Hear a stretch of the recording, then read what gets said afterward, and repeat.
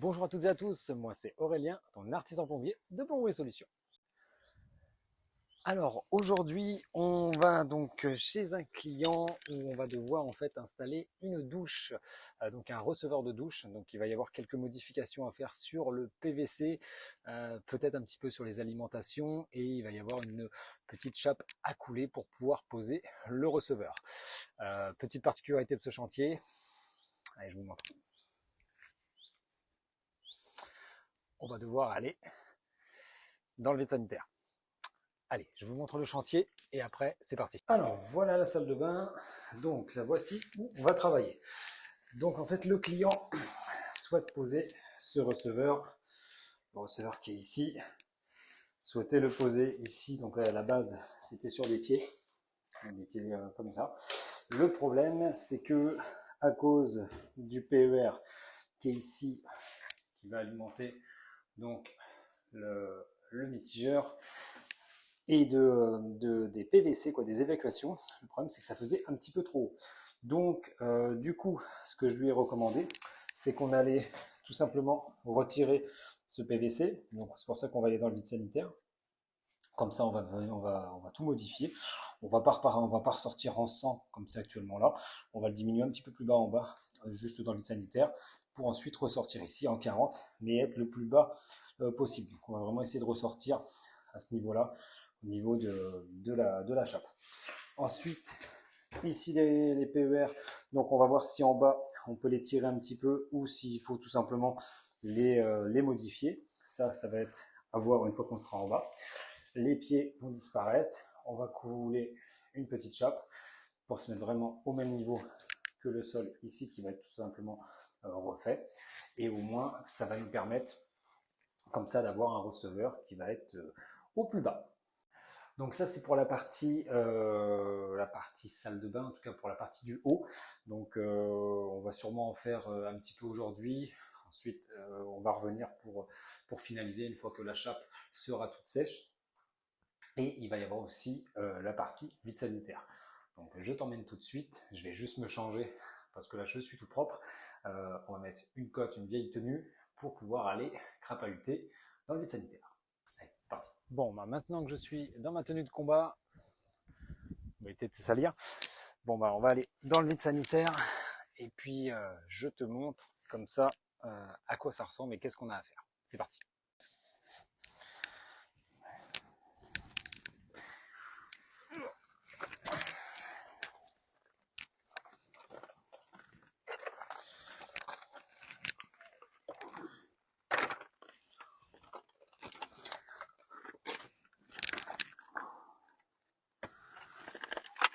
Qu'est-ce que j'adore les vides sanitaires. Surtout quand il pleut. Qu'est-ce que j'adore ça. Bon, on va se mettre un peu de lumière. Bon bah voilà, on est dans le vide sanitaire. Je sais pas si tu vois bien. Ouais, tac. Alors, pour t'expliquer un petit peu le travail. Là, on a le PVC, je sais pas si tu vois, le PVC de 100, c'est celui qu'on voit qui sortait dans la salle d'eau et qui était réduit par un 40. Donc, ce qu'on va faire, c'est que je vais le couper à peu près ici, là, quelque part vers là. Et je vais mettre donc un manchon avec donc une réduction. De cette manière-là. Comme ça va être réduit et ensuite on va remonter et au moins on va pouvoir se retrouver au plus près de la dalle. Ensuite de ça, donc ça peut être très compliqué à faire. Ensuite on va avoir donc les alimentations eau chaude, eau froide. Sincèrement je sais pas comment je vais faire pour le moment. Je vais voir est-ce que je peux les tirer un peu, parce que je vois qu'il y a du jeu. Donc on va voir. Je vais voir comment je vais faire. Et pour comme ça les mettre au plus proche, au plus bas je veux dire. Donc je vais voir, sinon peut-être que je devrais les couper et refaire une partie. On va voir ça. Donc voilà, donc ça c'est le travail qu'il y a à faire en bas. Et ensuite tout se passera en haut, mais ça on verra ça tout à l'heure. Tiens, pour te montrer. Alors tiens, c'est pas parce qu'on est plombier qu'on doit patauger dans la merde. je pense qu'on peut essayer de travailler proprement et en tout cas d'essayer d'être propre. Donc moi on m'a toujours dit, c'est pas parce que tu vas être sale que ça veut dire que tu travailles. Donc regardez, je vous montre mon petit secret. Une vraie princesse.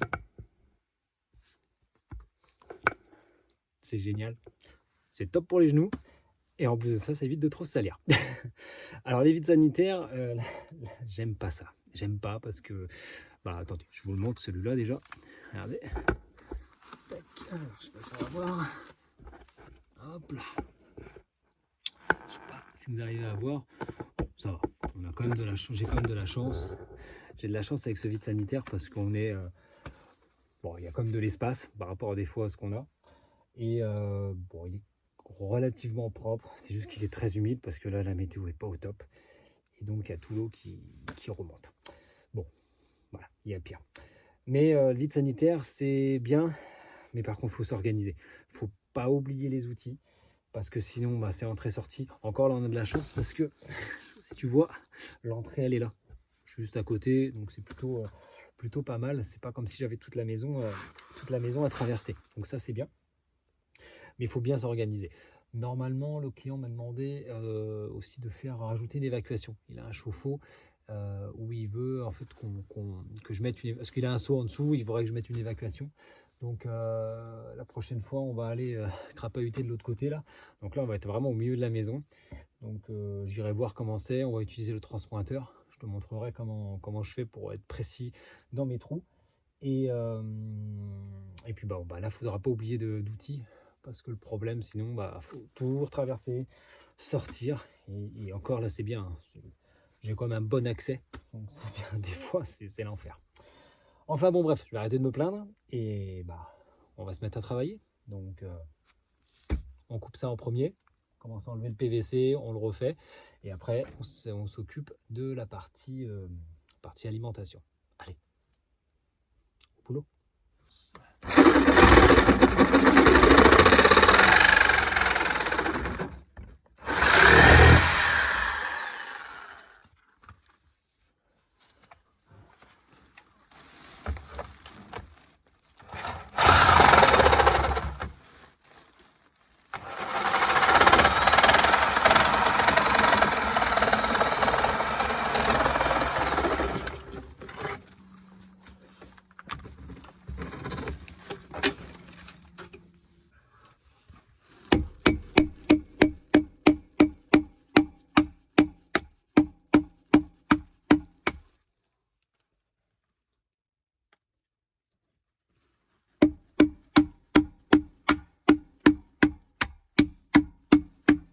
On trouve tout ce qu'on a besoin.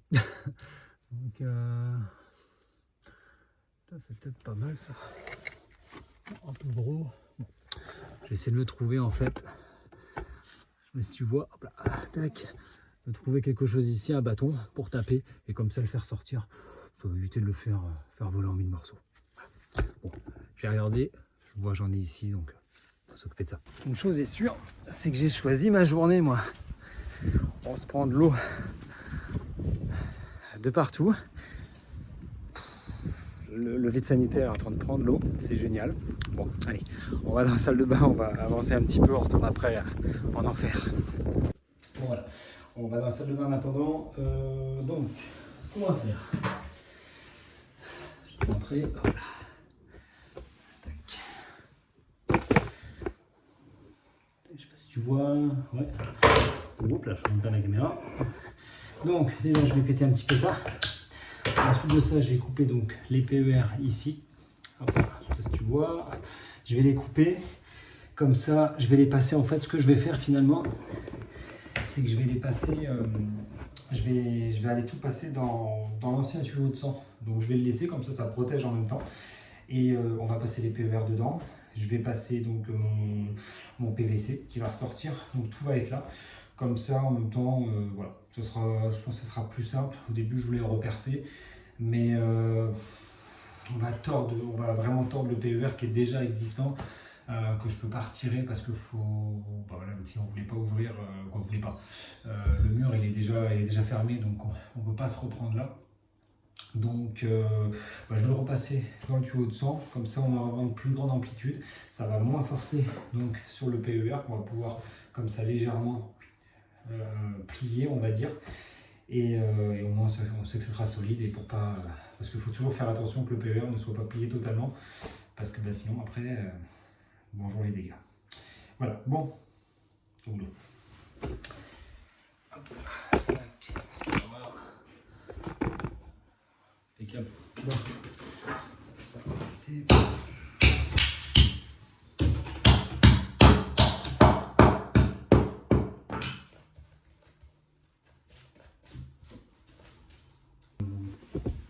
Au moins, voilà, ça va permettre d'être bien plat, de ne pas forcer dessus, et puis voilà. Donc moi, ce que je fais aussi souvent, je vais te montrer, c'est que je protège ici, parce que tu vois là, il y a le PVC qui est un petit peu, qui est un peu pété vu que j'ai tapé dessus. Donc moi, je mets de l'isolant dessus, comme ça le protège, ça évite les frottements. Et je suis peut-être un peu parano, mais vaut mieux être un peu parano et pas avoir de problème. Bon, je vais chercher ça, et puis après, on retourne en enfer. Tu vois, quand je dis qu'il faut toujours, faut toujours protéger, et des fois, il y en a qui, ça les fait rire un peu quand je protège un petit peu trop mes tuyaux. Par exemple, là, je vais mettre ça tout à l'heure pour protéger, pour éviter que s'il y a un frottement éventuel, même s'il y a la gaine, je le sais, je rajoute toujours des gaines, et quand je travaille avec des tuyaux de PER, qui sont déjà posés, je les vérifie toujours. Je vais te montrer pourquoi. Alors, je vais essayer de te montrer. Regarde. Là où il y a mon doigt. Je sais pas si je peux te le montrer. Voilà. Tu vois le PER? Là, ici aussi. Voilà. On voit que ça a été forcé. Voilà, le PER, en fait, il a été un petit peu forcé. Alors, c'est pas celui-là, mais en fait, quand il a été mis, je pense que le plombier qui a fait ça, en fait, il l'a plié. Donc, tu vois l'intérêt de toujours vérifier, parce que si on ne vérifie pas, qu'on remet ça avec le temps, alors peut-être que ça va durer 10 ans, comme peut-être que ça va, à un moment donné, ça va l'avoir fragilisé, et ça pourrait éventuellement peut-être le péter. Donc voilà, c'est pour ça qu'il faut toujours vérifier, que moi personnellement je surprotège peut-être, mais je veux pas de problème, et j'ai pas envie que mes clients ont des problèmes non plus. Donc là, ce qu'on va faire, on n'a pas le choix. Je vais devoir couper le PER. Alors regarde, ici, tu vois, là il y avait déjà un raccord. Il y a déjà un raccord qui a été mis. Ça, j'aime pas trop les mettre, les couler dans une chape là, ou en tout cas les mettre où on ne pourra pas. Donc ce que je vais faire, c'est que je vais ouvrir légèrement ici. On va ouvrir pour plutôt reprendre le raccord ici. Alors, je sais qu'il va y avoir du carrelage, de la faïence qui va être mise sur ce mur, mais en cas de problème, il vaut mieux ouvrir un peu de faïence. On ouvre, on enlève le placo, on corrige la fuite, si un jour il y a une fuite, on ne sait jamais, plutôt que de devoir péter le receveur. Donc, ce que j'aime pas laisser des raccords comme ça, où on n'a plus du tout d'accès. Mais tu vois, toujours l'importance de vérifier. Donc du coup, ce que je vais faire, et je pense que lui il va être pareil, il va être peut-être plié. Alors j'entends déjà je lis déjà les commentaires, on me dire mais c'est pas grave, c'est légèrement plié. Si, je suis désolé, mais si, à partir du moment où il est forcé, le PER est beaucoup moins résistant. Donc moi je prends pas de risque. Bon du coup, on ouvre ça, faites la petite ouverture, on coupe et puis on va mettre un raccord. On va repartir, et puis c'est tout, hein, je veux dire. Parti.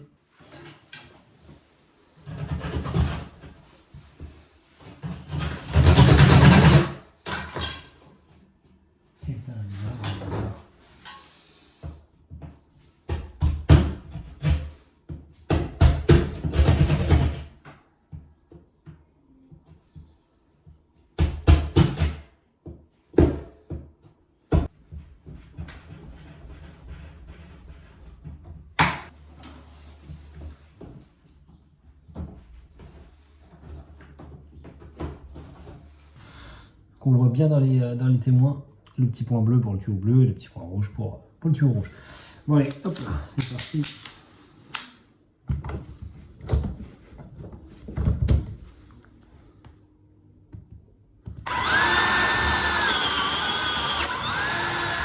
Franchement, le sertissage, c'est pas génial. Ah, j'entends ceux qui disent mais c'est pas de la plomberie. Ceux qui disent ça, bah dans ces cas-là, arrêtez le PVC, mettez-vous au plomb. Non, franchement, il faut savoir évoluer et ça reste de très bons outils avec une grosse fiabilité. Donc, vive le sertissage. Bon, bah voilà. Bon, bah c'est fait. Maintenant, ce que je fais, je protège. Hop là. Je vais protéger tout ça avec des gaines. Bien placer la tuyauterie. Ici, je vais mettre... Hop.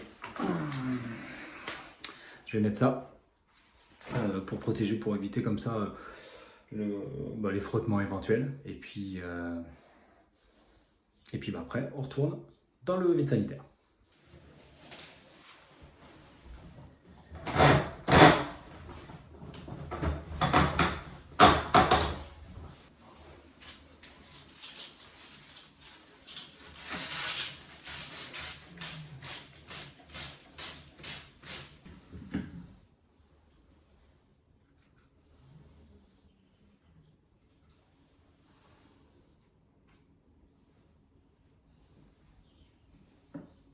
Voilà, comme ça, je vais me diriger après, je vais voir par rapport au receveur de douche.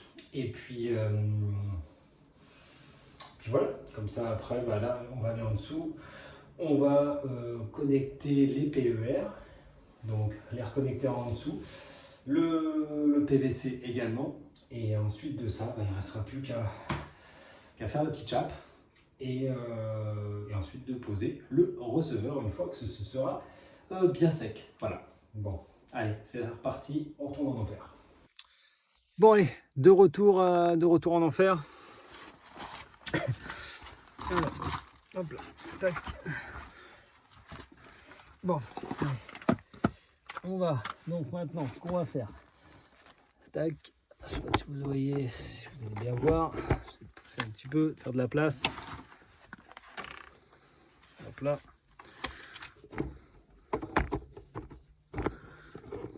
Voilà, je sais pas si vous allez bien voir. Bon, voilà, donc mes tuyaux sont, donc ça, c'est mes tuyaux d'alimentation. Donc ce qu'on va faire, on va raccorder déjà l'alimentation, on va le faire tout de suite. On va finir par le PVC tranquillement après. Voilà. Bon, allez, déjà on va tirer ça. Voilà. Même si j'avais pas assez d'eau. Je vais prendre le masque et tuba tout à l'heure.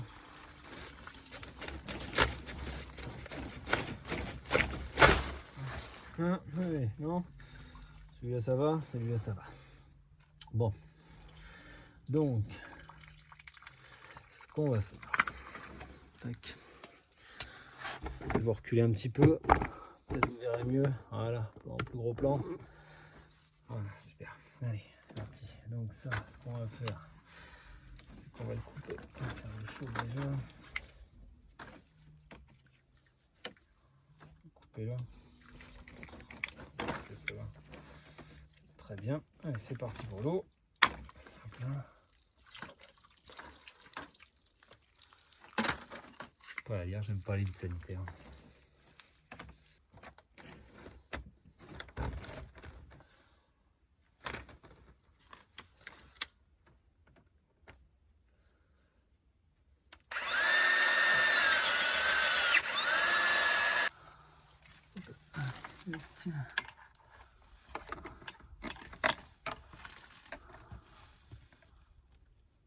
Un bon petit 18,5. Voilà, hop, je me mets mal. Bon bah voilà. Hop là, on va remettre ça. Voilà. Donc c'est en eau, tout est en eau, pas de fuite, tout est beau. Donc ça c'est bon, les PVC sont faits, sauf cette partie-là, un petit peu plus haut qui me restera juste à coller, mais ça sera pour diriger pour le receveur. Donc bah là déjà on va débarrasser, j'ai plus rien à faire dans le vide sanitaire, je débarrasse tout. Ensuite de ça, on va passer en haut. Il reste donc la chape à faire et ensuite une fois qu'elle va être bien sèche, de poser le receveur, puisque après le reste c'est le client qui va le faire. Voilà, donc bah, si pour cette petite partie, en tout cas alimentation et évacuation, s'il y avait quelque chose à retenir, ça serait surtout que, bah, vous voyez, le client à la base il voulait faire les choses lui-même, et donc non, je vais faire le compte rendu dehors, ça va être mieux.